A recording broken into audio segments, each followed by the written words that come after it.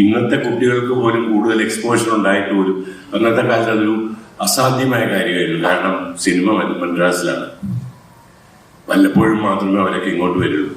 പല പ്രാവശ്യം ഞാൻ ശ്രമിച്ചിട്ട് അദ്ദേഹത്തെ നേരിട്ടൊന്ന് കാണാം. Because I was a big fan of Prem Nazir. അതായത് ഈ ഫാൻ എന്ന് പറയുന്ന ഓരോ കാലത്തോന്നാണ്.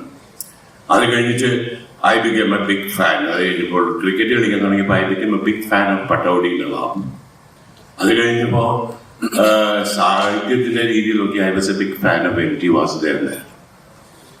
അത് കഴിഞ്ഞ് നമ്മൾ നോക്കുകയാണെങ്കിൽ ഹിന്ദി സിനിമയിലേക്ക് പോയപ്പോൾ I become a big fan of Amitabh Bachchan.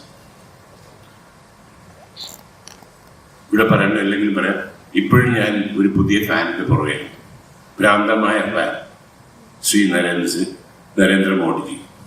I M a big fan of him for whatever he is doing. അതുകൊണ്ട് ഫാൻ ബോയ് എന്ന് പറയുന്നത് ഒരു ഇതിലില്ല. പക്ഷെ ആദ്യത്തെ ഫാനിന്റെ ജീവിതത്തിൽ ഞാൻ ആദ്യമായിട്ടൊരു ഫാനായത് ശ്രീ നസീർ സാർ.